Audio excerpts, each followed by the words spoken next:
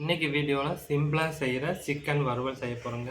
இது செய்கிறது ரொம்ப ஈஸி. குறைவான பொருட்களை வச்சு டக்குன்னு ரொம்ப டேஸ்ட்டாக செஞ்சிடலாம். வாங்க எப்படி செய்யலான்னு பார்க்கலாம். எப்பவும் ஒரே மாதிரி நம்ம வறுவல் செய்யாமல் இந்த மாதிரி செஞ்சு பாருங்கள். ரொம்ப டேஸ்ட்டாக இருக்கும். எல்லாருக்குமே ரொம்ப பிடிக்கும். கண்டிப்பாக ட்ரை பண்ணி பார்த்துட்டு உங்கள் ஃபீட்பேக்ஸை கமெண்ட் பாக்ஸில் சொல்லுங்கள். வணக்கம், என் பேர் Jayapal Raju. Welcome to Mettur multi craft channel. First இந்த கிரேவி செய்கிறதுக்கு நான் 1/2 கிலோ சிக்கன் எடுத்திருக்கேங்க. இந்த நல்லா 2-3 வாட்டி கழுவிட்டு தண்ணி வடிய விட்டுருக்கேன். தண்ணி நல்லா வடிஞ்சிருச்சு. இப்போ அடுத்ததாக ஒரு மிக்சிங் பவுலில் 100 ml அளவுக்கு தயிர் சேர்த்துக்கலாம். ஒரு 1/4 ஸ்பூன் மஞ்சள் தூள் சேர்த்துக்கலாம். 1/2 ஸ்பூன் அளவுக்கு தனி மிளகாய் தூள் சேர்த்துக்கலாம். 1/4 ஸ்பூன் அளவுக்கு உப்பு. இது எல்லாத்தையும் சேர்த்து நல்லா கலந்து விட்டுடலாம். தயிரில் வந்து கட்டியெல்லாம் இருக்கக்கூடாது. தயிர் வந்து நல்லா புளிப்பான தயிராகவும் இருக்கக்கூடாது, ஃப்ரெஷ்ஷான தயிராக இருக்கணும்.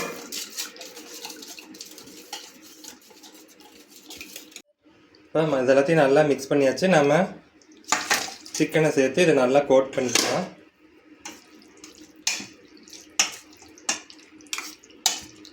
பாருங்கள், இந்த மாதிரி நல்லா கோட் ஆகணும்.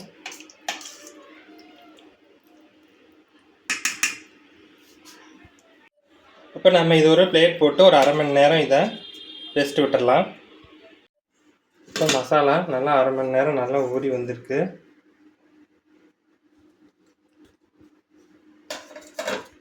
இப்போ அடுப்பில் ஒரு கடாய் வச்சுருக்கேன். இதில் வந்து ஒரு 3 ஸ்பூன் அளவுக்கு நம்ம எண்ணெய் சேர்த்துக்கலாம். எண்ணெய் நல்லா காஞ்சிருச்சு.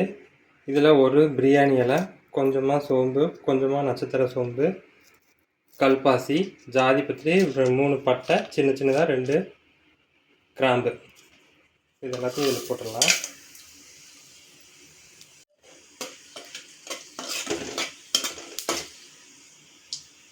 சோம்பு நல்லா பொரிஞ்சிருச்சு. இப்போ நான் 2 பெரிய வெங்காயத்தை இது கூட சேர்த்துக்கிறேன். நீள் வாக்கில் கட் பண்ணி வச்சுருக்கேன், அதை சேர்த்துக்கிறேன்.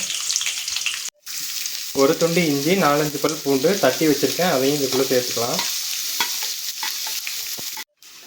இதில் நான் கொஞ்சமாக உப்பு சேர்க்குறேன். வெங்காயம் குயிக்காக வதங்கி வரும்.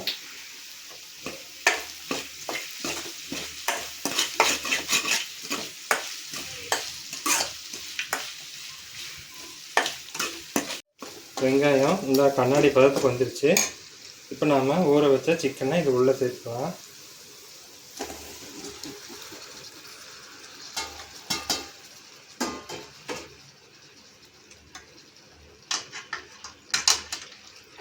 நல்லா ஒருக்கா கலந்து விட்டுடலாம். நல்லா ஹை ஃப்ளேம்லேயே வச்சு ஒரு 2 நிமிஷம் இதை நல்லா கலந்து கொடுத்துடலாம். இப்போ 2 நிமிஷம் ஹை ஃப்ளேமில் வச்சு நல்லா இதை கலந்து கொடுத்தாச்சு. இது அப்படியே சிம்மில் மாற்றிட்டு இதை ஒரு தட்டு போட்டு மூடி ஒரு 2 நிமிஷம் அப்படியே இருக்கட்டும். இப்போ ஒரு 3 நிமிஷம் ஆயிடுச்சு. மூடி ஓப்பன் பண்ணி பார்க்கலாம். பாருங்கள், சிக்கனில் வந்து தண்ணி நல்லா விட்டு வந்திருக்கு. தண்ணி எதுவும் எக்ஸ்ட்ரா நம்ம எதுவும் சேர்க்க தேவையில்லை.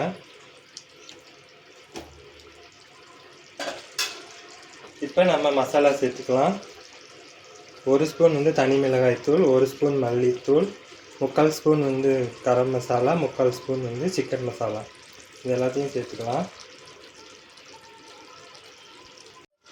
மசாலா பொருட்கள் எல்லாம் சேர்த்துட்டு நல்லா கலந்து கொடுத்துடலாம். இப்போ மசாலாவோட பச்சை வாசனைலாம் போகணும். மறுபடியும் நம்ம மூடி சிம்லேயே வச்சு ஒரு 3 நிமிஷம் இதை நல்லா வேக வச்சுக்கலாம். அடுத்ததாக நம்ம ஒரு மிக்ஸி ஜாரில் 6-7 முந்திரி பருப்பு சேர்த்துக்கலாம். 1 ஸ்பூன் வந்து கசகசா சேர்த்துக்கலாம். கொஞ்சமாக நம்ம தண்ணி சேர்த்துக்கலாம். நான் வந்து இந்த சிக்கன் ஊற வச்ச தண்ணியவே சேர்த்து நல்லா ஃபைன் பேஸ்ட்டாக அரைச்சி எடுத்துகிட்டு வந்துடுறேன். இப்போ மசாலாவோட பச்சை வாசனமெல்லாம் போயிடுச்சு. நல்லா பாருங்கள், எண்ணெய் பிரிஞ்சு வந்துருக்கு. இந்த சமயத்தில் நம்ம அரைச்ச முந்திரி பருப்பு கசகசாவை சேர்த்துக்கலாம். மிக்ஸி ஜாரை அலம்பி தண்ணி சேர்த்துருக்கேன், ஒரு 2 ஸ்பூன் அளவுக்கு. இப்போ இது எல்லாத்தையும் நல்லா ஒரு முறை கலந்து கொடுத்துடலாம்.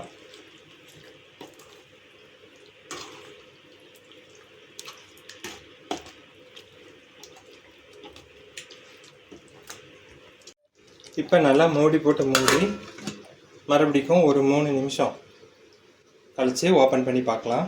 அடுத்து ஒரு 3 நிமிஷம் ஆயிடுச்சு. ஓப்பன் பண்ணி பார்க்கலாம். சிக்கன் நல்லா வெந்து எண்ணெய் பிரிஞ்சு வர ஆரம்பிச்சிருச்சு பாருங்க. ரொம்ப சூப்பராக இருக்குது. குறிப்பாக பார்த்திங்கன்னா நம்ம இதுக்கு தேங்காய் தக்காளி எதுவுமே யூஸ் பண்ணாமல் செஞ்சுருக்கோம். ரொம்ப சூப்பராக இருக்கும் டேஸ்ட்டு. ஒரு வாட்டி ட்ரை பண்ணி பாருங்கள். இப்போ நாம் கொஞ்சமாக கருவேப்பிலை தழை தூவி இறக்கிக்கலாம். ஸ்டவ் ஆஃப் பண்ணிக்கலாம். அதிக மசாலா இல்லாமல் வீட்டில் இருக்க பொருளை வச்சு டக்குன்னு இந்த ரெசிபி பண்ணியிருக்கோம். சாப்பிட்றதுக்கு அவ்வளோ அல்டிமேட்டாக இருக்கும்.